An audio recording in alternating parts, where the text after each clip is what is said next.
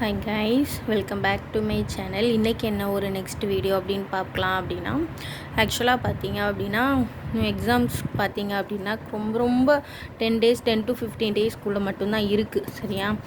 10 to 12 days அந்த மாதிரி தான் இருக்குது. ஓகே, இனி நீங்கள் இந்த டைமில் புதுசாக ஒரு டாபிக் படிக்கிறது ரொம்ப ரொம்ப சீரியஸ்லி ஒரு டஃப்பான விஷயம். ஏன்னா கொஞ்சம் இருக்கிற டைமை நீங்கள் கரெக்டாக யூஸ் பண்ணிட்டுருக்கீங்க. நீங்கள் இது வரைக்கும் என்ன அப்படின்னா ரெகுலராக குரூப் 4க்கு ப்ரிப்பேர் பண்ணணும் அப்படின்ட்டு ப்ரிப்பேர் பண்ணிகிட்ருக்கீங்க. அப்படின்னா இனிமேல் நீங்கள் புதுசாக ஒரு சப்ஜெக்ட் படிக்காதீங்க. இருக்கிறதுல நீங்கள் படித்தது நோட்ஸ் எடுத்ததை ரிவைஸ் பண்ணுங்கள். ஓகேவா? ரிவைஸ் பண்ணுங்கள். அதுதான் இனிமேல் நீங்கள் படிக்க ஸ்டார்ட் பண்ணுறீங்க அப்படின்னா ரொம்ப இம்பார்ட்டண்ட் பாயிண்ட்ஸ் அந்த மாதிரி ஏதாச்சும் இருக்குல்ல, அந்த மாதிரி இது மட்டும் நீங்கள் படிக்க ஸ்டார்ட் பண்ணுங்கள். ஓகேவா? இது ரொம்ப நாள் நீங்கள் குரூப் 4க்கு ப்ரிப்பேர் பண்ணிகிட்ருக்கீங்க அப்படின்னா கண்டிப்பாக இந்த வீடியோ உங்களுக்கு என்ன ஆகும் அப்படின்னா யூஸ்ஃபுல்லாக இருக்கும். இந்த வீடியோவில் நான் என்ன சொல்ல போகிறேன் அப்படின்னு பார்த்தீங்க அப்படின்னா நான் நோட்ஸ் எடுத்து வச்சுருப்பேன்ல, அதை நான் ரிவைஸ் பண்ண போகிறேன். ஓகேவா? என்னோடய நோட்ஸ், நான் எடுத்து வச்சுருந்த நோட்ஸ் எல்லாமே நான் உங்களுக்கு ரிவைஸ் பண்ண போகிறேன். ஸோ நான் ரிவைஸ் பண்ணும்போது உங்கள் கூட ஷேர் பண்ணால் நல்லாயிருக்கும் அப்படின்னு ஐ ஃபீல். ஓகேவா? I feel better. ஸோ அதனால் உங்கள் கூட ஷேர் பண்ணுறதுக்காக இந்த வீடியோ. நான் எடுத்த நோட்ஸ் இனிமேல் நீங்கள் புதுசாக படிக்க போகிறீங்க அப்படின்னா இம்பார்ட்டண்ட் பாயிண்ட்ஸ் எடுத்து வச்சுருப்பேன். அது உங்களுக்கு யூஸ்ஃபுல்லாக இருக்கும். ஸோ நீங்கள் என்னென்னா இனிமேல் படிக்கிறவங்களாக இருந்துச்சுன்னா கண்டிப்பாக இந்த வீடியோ என்ன பண்ணுங்கள், ஃபாலோ பண்ணுங்கள். அது மட்டும் இல்லாமல் இதை இனிமேல் உங்கள் ஃப்ரெண்ட்ஸ் யாராச்சும் படிக்க போகிறாங்க அப்படின்னா அவங்களுக்கு இந்த வீடியோவை ஷேர் பண்ணுங்கள். ஷேர் பண்ணி விட்டுட்டு நீங்களும் படிங்க. ரொம்ப யூஸ்ஃபுல்லாக இருக்கும். ஓகேவா? நான் என்னென்ன நோட்ஸ் எடுத்திருக்கேன் அப்படிங்கிறத இந்த வீடியோவில் இப்போ பார்க்கலாம். ஃபஸ்ட்டு என்னது எடுத்திருக்கேன் அப்படின்னு பார்த்தீங்கன்னா தலைக்காற்றுகள் அப்படின்னு போட்டிருக்கேன். அதாவது தலைக்காற்று அப்படின்னா லோக்கல் விண்ட்ஸ். அதாவது தலைக்காற்று அப்படின்னா என்ன அப்படின்னு பார்த்தீங்கன்னா ஒரு குறிப்பிட்ட ஒரு இடம் இருக்குது அப்படின்னா அந்த இடத்துல கொஞ்ச நாள் அப்படின்னா ஒரு குறுகிய காலம், ஒரு 2 மாதமாக இருக்கலாம், 3 மாதம், அந்த மாதிரி டைமிங்கில் அப்போ மட்டுமே வீசுகிற காற்று தலைக்காற்று. சரியா? அதான் அங்கே சொல்லியிருப்பாங்க.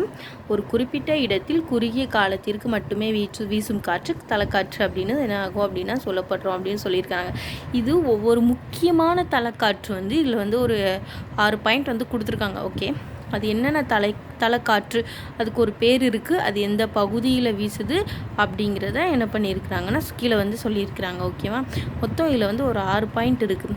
6 ரொம்ப ஒரு இதான ஒரு தலைக்காற்றுகள்லேயே என்ன ஆகுது அப்படின்னா கொஞ்சம் இதான, ஆமாம், தெரிஞ்ச எல்லாராலையும் அறியப்பட்ட ஒன்று. ஃபஸ்ட்டு ஒன்று என்னென்னா லூ. அந்த தலைக்காற்றோட பேர் லூ. எங்கே வீசுது அப்படின்னு பார்த்தீங்கன்னா தார் பாலைவனம் நம்மளுக்கு நல்லாவே தெரியும். சரியா? நம்ம இந்தியாவில் இருக்கிற ஒரு பாலைவனம், தார் பாலைவனம். அங்கே வீசுகிற காற்று லூ. சரியா? ஃபான் காற்று அது எங்கே வீசுது அப்படின்னு பார்த்தீங்கன்னா ஐரோப்பாவில் இருக்கக்கூடிய ஆல்ப்ஸ் அப்படிங்கிற ஒரு இடத்துல வீசப்படுறது.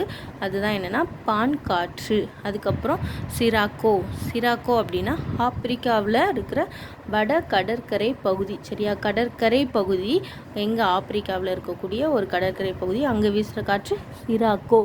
அதுக்கப்புறம் சின்னூக் அப்படின்னா ராக்கி மலைத்தொடர், வட அமெரிக்கா. சரியா? வட அமெரிக்காவில் இருக்கக்கூடிய ராக்கி மலைத்தொடரில் அதோட பேர் சின்னூக். அதுக்கப்புறம் மிஸ்ட்ரல் அப்படின்னா மத்திய தரைக்கடல் பகுதி, பிரான்ஸ். அதுக்கப்புறம் கீழே உள்ளதும் பார்த்தீங்க அந்த ஃபோரா அப்படிங்கிறதும் மத்திய தரைக்கடல் பகுதி தான், ஆனால் இது ஃப்ரான்ஸில், இது இத்தாலியில். ஓகேவா? இந்த 2 டிஃப்ரென்ஸ் நல்லா பார்த்து வச்சுக்கோங்க. மொத்தம் இதில் ஒரு 6 பாயிண்ட் இருக்குது. 6 பாயிண்ட்டையும் நீங்கள் என்ன பண்ணிக்கிங்க, இம்பார்ட்டண்ட்டாக படித்து வச்சுக்கோங்க. ஓகேவா? அதுக்கப்புறம் எடுத்த நோட்ஸ் நோபல் பரிசு பெற்ற இந்தியர்கள். சரியா? இதுவும் ஒரு ரொம்ப முக்கியமான இது. கண்டிப்பாக இதிலேருந்து ஒரு கொஸ்டின் ஆச்சு கண்டிப்பாக வந்துடும். ஏன்னா இது ரொம்ப இம்பார்ட்டண்ட். ஒரு கொஸ்டின் என்ன ஆகும் அப்படின்னா கண்டிப்பாக வருஷம் வர கொஸ்டின் இதுதான். நோபல் பரிசு பெற்ற இந்தியர்கள். சரியா? இப்போ வரைக்கும் யாரெல்லாம் நோபல் பரிசு வாங்கியிருக்கிறாங்க அப்படின்ட்டு இதில் சொல்லியிருக்கிறாங்க. ஃபஸ்ட்டு 1913. நான் இதில் வருஷம் வரையாக எழுதியிருக்கிறேன். ஸோ இவங்களுக்கு படிக்கிறதுக்கு என்ன ஆகும் அப்படின்னா ஈஸியாக இருக்கும். 13, 30, 68, 79ன்னு நீங்கள் என்ன பண்ணுங்கள் அப்படின்னா அப்படியே ஞாபகம் வச்சுக்கோங்க. வரிசைக்கு ஞாபகம் வைக்கும்போது உங்களுக்கு உண்மையிலே ரொம்ப ஈஸியாக இருக்கும். சரியா? அதாவது 1913 ரவீந்திரநாத் தாகூர் இலக்கியத்துக்காக என்ன பண்ணியிருக்கிறாரு அப்படின்னா நோபல் பரிசு வாங்கியிருக்கிறாரு. ஓகேவா? ஃபஸ்ட்டு நோபல் பரிசு வாங்கினவர் ரவீந்திரநாத் தாகூர். சரியா. செகண்ட் வந்து சிவி ராமன், அதாவது சார் சிவி ராமன் அப்படின்னு சொல்லுவோம்ல, 1930 இயற்பியல் ஃபிசிக்ஸ்க்காக என்ன பண்ணியிருக்கிறாரு அப்படின்னா வாங்கியிருக்கிறாரு. அதுக்கப்புறம் ஹர்கோவிந்த் குரானா அவர் வந்து 1968 மருத்துவம் அதாவது மெடிக்கலுக்காக என்ன பண்ணியிருக்கிறாரு அப்படின்னா நோபல் பரிசு வாங்கியிருக்கிறார். அன்னை தெரசா 1979, இதெல்லாம் ரொம்ப இம்பார்ட்டண்ட்டான ஒன்று, சரியா. அன்னை தெரசா பற்றி ஒரு முக்கியமான ஒன்று. 1979 நோபல் பரிசு பெற்றாங்க. எதுக்காக? அமைதிக்காக. அதுக்கப்புறம் சுப்பிரமணியம் சந்திரசேகர் அப்படிங்கிறவர் 1983 வாங்கியிருக்கிறாரு இயற்பியலுக்காக. அமர்த்தியா சென் 1998 பொருளாதாரத்தோட தந்தை என்ன சொல்ல போகிறோம், அமர்த்தியா சென் தான், சரியா. வெங்கட்ராமன் ராமகிருஷ்ணனை வந்து என்னென்னா வேதியியலுக்காக வாங்கினது. வேதியியலுக்காக ஒன்று மட்டும்தான் நோபல் பரிசு வாங்கியிருக்கோம். அது யாருன்னா வெங்கட்ராம் ராமகிருஷ்ணன் 2009 வாங்கியிருக்கிறோம், ஓகேவா. கைலாஷ் சத்யார்த்தி அவரும் அமைதிக்காக தான் 2014. இந்த அன்னை தெரசா கைலாஷ் சத்யார்த்தி ரெண்டுமே 6th புக்குன்னு நினைக்கிறேன். 6th புக்கில் கண்டிப்பாக அவங்களுக்குன்னு ஒரு டாப்பிக்கே இருக்குது. ஸோ இது ரொம்ப இம்பார்ட்டன்ட்.